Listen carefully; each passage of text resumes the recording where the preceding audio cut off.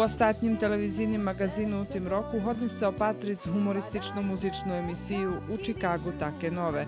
U njej učestvuju naši poznati mladi špivače i glumci.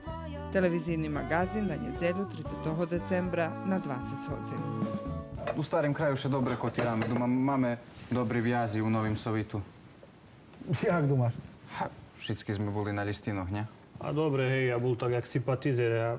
Ja tak potrimoval tak od zadku, hej. Dobre, ja od štretku. A ja tak zo zverchu, ale pod jednak sme všetky trome prešli.